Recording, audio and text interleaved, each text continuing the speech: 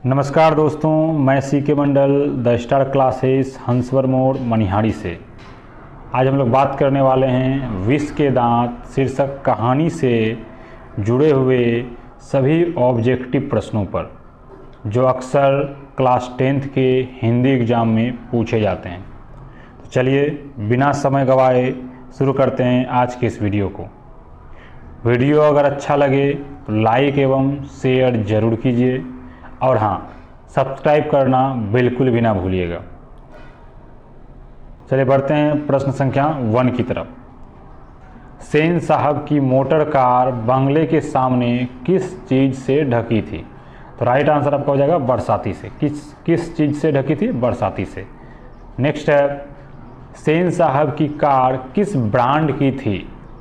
तो right answer होगा option number B. किस ब्रांड की? ऑप्शन नंबर बी यानी कि स्टीमर इंड। किस ब्रांड की? स्टीमर इंड। सेन साहब की कार किस रंग की थी? तो राइट आंसर होगा ऑप्शन नंबर सी, काला रंग। किस रंग की? काला रंग की, यानी कि उनकी जो कार है वो काले रंग की थी। नेक्स्ट है, लेखक ने सेन साहब के कार के रंग की तुलना किस पक्षी के रंग से की है? तो राइट आंसर होगा ऑप्शन नंबर डी यानी कि कोयल से। किससे? कोयल से। नेक्स्ट है, सेन साहब की कार की कीमत बताइए। राइट आंसर होगा ऑप्शन नंबर ए 7,500 यानी कि 7,500। राइट आंसर क्या हो जाएगा? Option number A 7,500। नेक्स्ट है, गाड़ी गंदा होने पर सेन साहब किसे डांटते थे? तो राइट आंसर होगा क्लीनर और सोफर दोनों को, अर्थात ऑप्शन नंबर सी पे टिक कीजिएगा, दोनों को डांटते थे। नेक्स्ट है, विष के दांत शीर्षक पाठ में लेखक ने सोफर शब्द का प्रयोग किसके लिए किया है? ये जो सोफर शब्द है इनका प्रयोग लेखक ने किसके लिए किया है ऐसा आपको बताना है। तो राइट आंसर होगा ड्राइवर के लिए। किसके लिए? ड्राइवर के लिए। इसी से जुड़ा हुआ एक अन्य प्रश्न भी रह सकते हैं कि सोफर शब्द का अर्थ क्या है? तो इनका अर्थ होगा ड्राइवर। क्या हो जाएगा? ड्राइवर। इनका अर्थ क्या हो जाएगा? ड्राइवर। आप यह भी याद रखिए, सोफर शब्द का अर्थ क्या हो जाएगा? ड्राइवर। नेक्स्ट है, किसने निर्देश दिया था कि खोखा खोखी, ये जो शब्द है खोखा खोखी, गाड़ी के पास न आए? तो ऐसा निर्देश मिसेज सेन ने दिया था। किसने दिया था? मिसेज सेन। अब इनके जगह पे एक दूसरा वर्ड आ सकता है मेम साहब, या इन्हीं की जगह पे रह सकता है सेन साहब की पत्नी।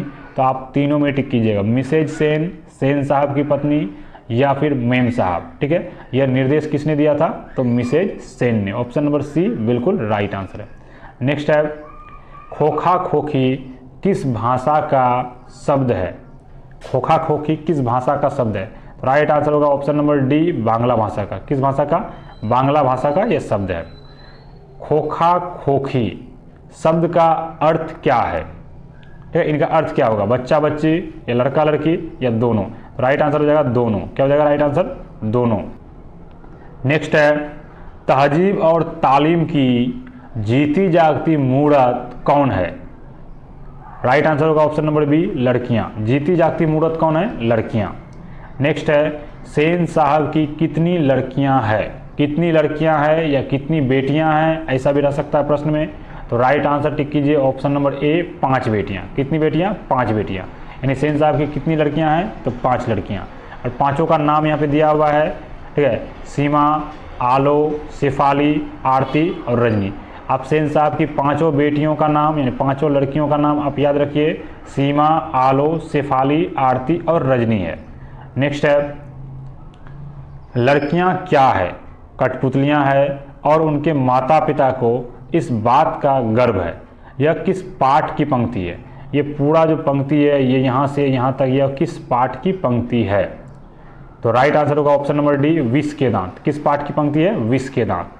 आप राइट आंसर टिक कीजिए ऑप्शन नंबर डी, विष के दांत। नेक्स्ट है, सेन दंपत्ति ने बेटियों के खेलने का समय कब निर्धारित किया था? तो राइट आंसर होगा ऑप्शन नंबर सी, शाम में। कब निर्धारित किया था? ऑप्शन नंबर सी, शाम में निर्धारित किया था। नेक्स्ट है, एक तुम लोग हो और मिसेज सेन की लड़कियां हैं। अब ये फूल का गमला तोड़ने के लिए बना है। तुम लोगों के मारे घर में कुछ भी तो नहीं रह सकता। यह किस पाठ की पंक्ति है? आपको बताना है यह किस पाठ की पंक्ति है। तो यह भी हो जाएगा ऑप्शन नंबर डी, यानी कि विष के दांत। राइट आंसर होगा ऑप्शन नंबर डी, विष के दांत इस कहानी से संबंधित है। नेक्स्ट है, सेन साहब की मोटर कार को किससे खतरा था? तो खोखा से खतरा था, यानी ऑप्शन नंबर सी पे टिक कीजिए। Right answer option number C है, खोखा से मोटर कार को खतरा था। सेन साहब के सबसे छोटे संतान का नाम क्या था? तो सबसे छोटे संतान का नाम कासू था। अब ये सबसे छोटे संतान, या यहाँ बोल सकते हैं सबसे छोटे बेटे का नाम, उनका एकमात्र बेटा था और वो सबसे छोटे थे, नाम क्या था? कासू। अब पांचों बेटियां उनकी कासू से बड़ी थी। नेक्स्ट है, खोखा किस में अपवाद है? जीवन के नियमों में, या घर के नियमों में, या दोनों में, या इनमें से कोई नहीं? तो राइट आंसर आप टिक कीजिए दोनों में। ये जीवन के नियमों में अपवाद है और घर के नियमों में भी अपवाद है, यानी कि दोनों नंबर में। नेक्स्ट है, सेन साहब के घर में लड़के और लड़कियों में किस प्रकार का भेदभाव होता था? ठीक है, लिंग आधारित, रंग आधारित, या दोनों, या इनमें से कोई नहीं? जब भी लड़के और लड़कियों में भेदभाव पूछा जाए तो आप टिक कीजिए लिंग आधारित भेदभाव। लड़के और लड़कियों में अंतर जो होता है उन्हें लिंग आधारित अंतर, लिंग आधारित भेदभाव कहते हैं। तो राइट आंसर आपका हो जाएगा ऑप्शन नंबर ए, लिंग आधारित भेदभाव होते थे। नेक्स्ट है, खोखा का स्वभाव कैसा था? तो आंसर होगा option number B, right answer होगा दुर्ललित। किस प्रकार का स्वभाव था? दुर्ललित। अब यहाँ ऑप्शन इनका आप मीनिंग जान लीजिए, दुर्ललित का अर्थ क्या होता है? तो लाड प्यार में बिगड़ा हुआ, यानी ऐसा कोई भी बच्चा जो लाड प्यार में बिगड़ जाए उनको बोलेंगे दुर्ललित। तो खोखा का स्वभाव कैसा था? दुर्ललित था। नेक्स्ट है,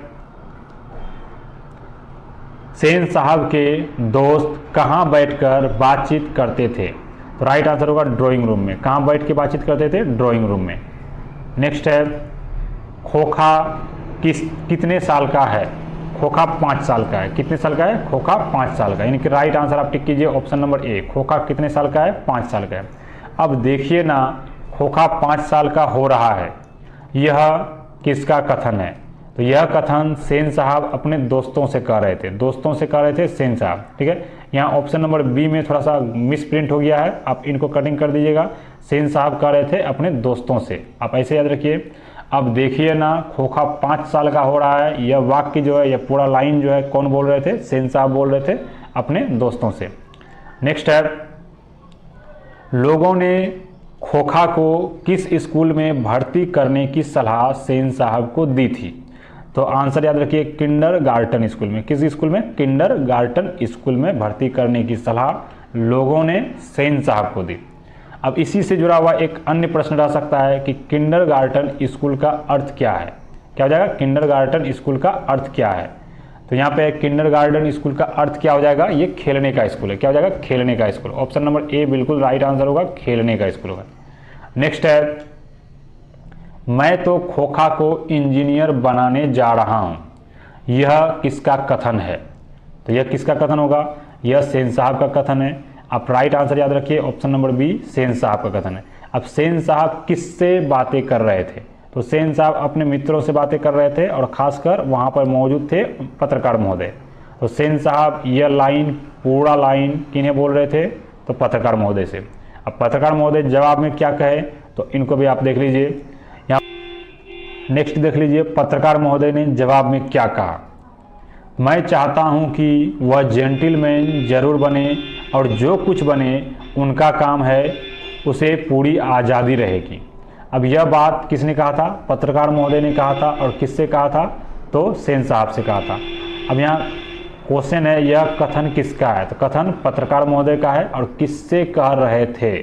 तो किससे कह रहे थे? सेन साहब से। अब राइट आंसर इस टाइप से याद रखिए। इस क्वेश्चन के अनुसार right answer option number C है। और किससे कह रहे थे? तब राइट आंसर होगा सेन साहब से। नेक्स्ट है, मदन कितने साल का था? तो राइट आंसर होगा ऑप्शन नंबर ए, 5-6 साल का। मदन कितने साल का था? 5-6 साल का। नेक्स्ट क्वेश्चन है यहाँ पर 28 नंबर का, मदन को चोट कहाँ लगी? मदन को बाएं घुटने में चोट लगी। Option number C right answer होगा। मदन को कहाँ चोट लगी? तो बाएं घुटने में। नेक्स्ट है, मोटर कार के पीछे का शीशा किसने तोड़ा?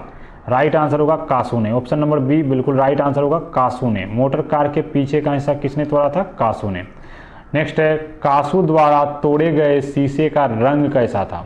तो कासू द्वारा तोड़े गए शीशे का रंग लाल था। ऑप्शन नंबर डी सही होगा, लाल रंग था। और कार का रंग अगर पूछा जाए तो कार का रंग काला था। मोटर के पीछे का जो शीशा टूट गया वह शीशा लाल रंग का था। नेक्स्ट है, देखा आप लोगों ने बड़ा शरारती हो गया है कासू, मोटर के पीछे हरदम पड़ा रहता है, उसके कल पुर्जों में इसको अभी से इतनी दिलचस्पी है कि क्या बताऊं। शायद देखना चाह रहा था कि आखिर इस बत्ती के अंदर है क्या। किसने किससे कहा था, यानी ये पूरा लाइन पूरा वाक्य किसने किससे कहा था, ऐसा आपको बताना है। तो ये पूरा लाइन जो है सेन साहब अपने मित्रों से कह रहे थे। किससे? सेन साहब अपने मित्रों से कह रहे थे। नेक्स्ट है, किसकी कार का पहिया पंचर हो गया था। किसकी कार का पहिया पंचर हो गया था? तो मिस्टर सिंह का। किसकी कार का पहिया? मिस्टर सिंह का जो कार है उनकी कार का पहिया पंचर हो गया था। नेक्स्ट है, मिस्टर सिंह के कार के कितने पहिए पंचर थे। तो इनके कार के 2 पहिए पंचर थे। कितने पहिए? 2 पहिए। उनके कार के 1 पहिए आगे के पंचर थे और 1 पहिए पीछे के पंचर थे। ठीक है, तो आप ये ऐसे भी याद रखिए, दोनों पहिए आगे के नहीं थे या दोनों पहिए पीछे के नहीं थे, 1 पहिए आगे थे और 1 पहिए पीछे थे।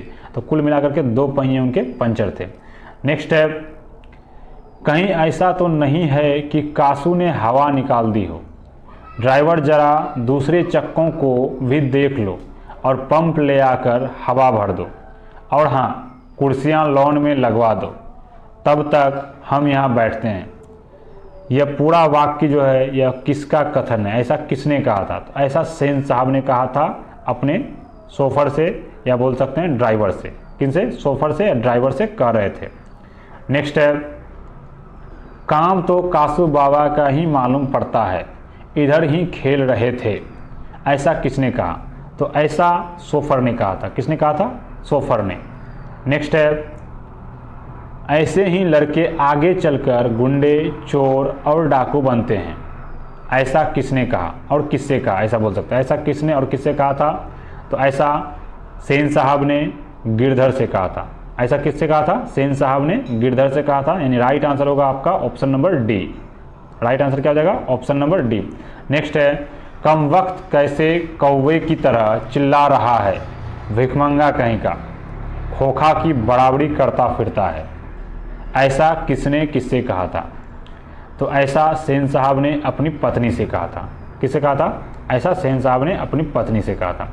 जिस समय मदन के पिता मदन को पीट रहे थे उस समय मदन काफ़ी ज़ोर से चिल्ला रहे थे, तो उनकी आवाज़ को सेन साहब अपने घरों में सुन रहे थे और सेन साहब अपनी पत्नी से बोल रहे थे कि वह किस प्रकार से चिल्ला रहे हैं। नेक्स्ट है, मदन लड़कों के साथ कौन सा खेल खेल रहा था? तो राइट आंसर होगा लट्टू का खेल। कौन सा खेल खेल रहा था? लट्टू का खेल। नेक्स्ट है, हंस कौवे की जमात में शामिल होने के लिए ललक गया, यह पंक्ति लेखक ने किसके लिए प्रयोग किया है? तो यह पंक्ति लेखक ने कासू के लिए प्रयोग की है। किसके लिए? कासू के लिए। इन्हीं से रिलेटेड एक अन्य प्रश्न रहेगा कि लेखक ने हंस शब्द से किसे संबोधित किया है? तो हंस शब्द से कासू को संबोधित किया है और कौवे शब्द से किसे संबोधित किया है? ये जो कौवे शब्द है इससे लेखक ने किसे संबोधित किया है? तो राइट आंसर आप याद रखिएगा, ये मदन को संबोधित किए हैं। किसको? मदन को। यानी हंस शब्द कासू के लिए, कौवा शब्द मदन के लिए। नेक्स्ट है, हमको लट्टू दो हम भी खेलेगा, यह किसकी पंक्ति है? तो यह पंक्ति कासू की है। किसकी पंक्ति है? यह कासू की पंक्ति है। तो आप ऑप्शन नंबर बी में टिक कीजिए, कासू की पंक्ति है।